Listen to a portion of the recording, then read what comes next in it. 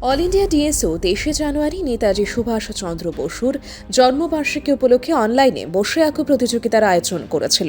তার মধ্যে যারা সফলতা অর্জন করেছে সেই শিশুদের হাতে পুরস্কার তুলে দেওয়া হয়।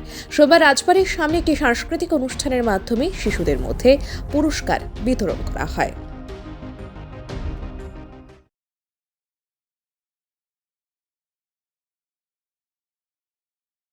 যারা বসে আঁকো প্রতিযোগিতায় অংশগ্রহণ করেছিল নেতাজির জন্মজয়ন্তী উপলক্ষে, আমরা আজকে সেই বসে আঁকো প্রতিযোগিতার ক বিভাগ আমাদের বিষয়বস্তু ছিল যেমন খুশি আঁকো, খ বিভাগের বিষয়বস্তু ছিল নেতাজির মুখাবয়ব এবং গ বিভাগের বিষয়বস্তু ছিল নেতাজি জন্মজয়ন্তী পালন উৎসবকে কেন্দ্র করে একটা ছবি আঁকা।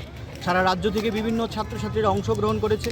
এর মধ্যে এই তিনটা বিভাগের মধ্যে সেরা 5 জনকে আজকে ক বিভাগে 5 জন, খ বিভাগে 5 জন এবং গ বিভাগে 5 জন করে আমরা আজকে পুরস্কার বিতরণী অনুষ্ঠান এবং সাংস্কৃতিক অনুষ্ঠানের আয়োজন করেছি এখানে।